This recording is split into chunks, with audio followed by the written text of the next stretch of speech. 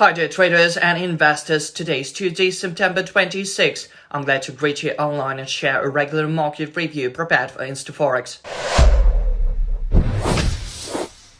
I've been monitoring the dynamic of crude oil and Bitcoin. Both assets are strongly overbought on the back of the firm US dollar, so there's still room for a lower fall in oil and Bitcoin prices. Now let's discuss my trading ideas on the charts. Gold discouraged a lot of traders yesterday. I didn't trade the metal yesterday because I traded other instruments against the US dollar.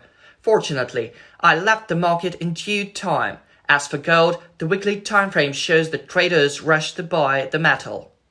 After the Fed's policy meeting and Powell's press conference last week, nothing suggested the gold price would go down. Last week and the previous week contradict each other. It means that the market is in a limbo. A bullish pin bar was followed by a bearish pin bar. With such patterns, we cannot trade following the price action strategy. Some traders may point out the overall descending trend line. I agree. Still, the buying impulse is also valid.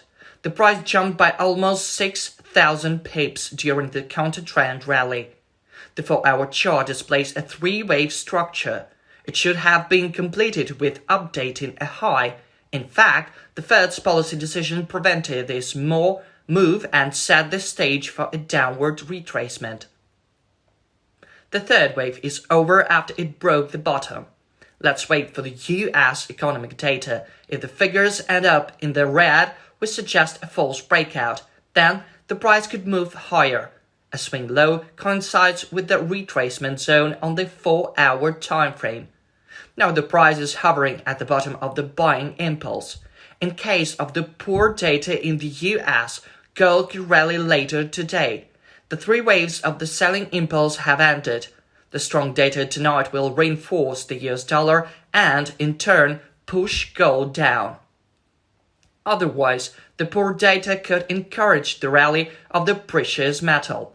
So I'm in a wait-and-see mood, staying away from the market.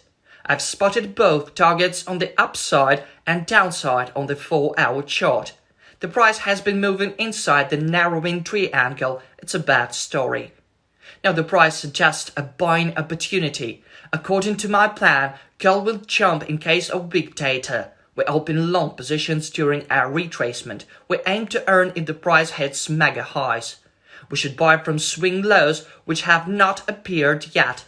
To sum up, you may sell from 1922 and buy from 1915. The euro collapsed yesterday and wrecked our buy plans. I reckon these high levels will be broken sooner or later. We should wait for nice setups. The euro-dollar pair formed a swing high in the European session yesterday. The previous swing high was formed on Friday. I like this instrument because of technical predictability. It tests all its swing points accurately. Awesome. Now and then, it doesn't break its swing points.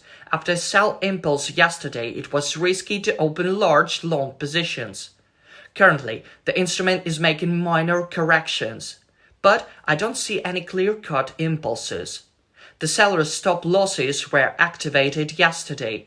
Everyone is anticipating the US news. If the euro-dollar pair turns up in the American session, we will go long at the nearest swing low. We need to wait for a buy impulse to show up. Otherwise, we could plan short positions. As for the pound sterling, I see the doom and gloom in the daily time frame. I watched the same slide in 2014. Also in 2015, the British pound went lower and lower non-stop day by day. This is how a trend-following instrument can move. It's highly risky to trade against the trend in such instruments. Jesse Livermore used to say that the likelihood of a trend continuation is higher than the likelihood of its reversal. Let's try to predict how low the pound may fall. I see the potential for a further decline, so the sterling could fall to its old swing low. By the way, the euro could weaken to 1.0480, the low of spring 2023 and winter of 2022. The euro is also following bearish momentum. The dollar-yen pair is slackening its climb. I see pink bars on the 4-hour time frame. Amazingly, the Bank of Japan does not intervene in Forex. In the one hand, there are commodity-reliant countries which amass dollars through commodity exports. On the other hand, such countries like Japan earn from technology and machinery exports. They are export-focused economies. Russia and Japan are interested in the strong dollar to exchange it for local currencies. The dollar-yen pair could reverse downward. The question is how to manage risks. Meanwhile, the instrument has been following a steady uptrend. Let's look back at the previous slump when the Bank of Japan intervened. The sign on the intervention is acceleration. Last time it was late at night. Let's try to apply the Fibonacci grid. Would it have earned from a three-wave structure after the last intervention? I'm not trading the yen now because I'm waiting for the price to accelerate. I believe in the same scenario as it was last year. That's all for today. See you later and good luck.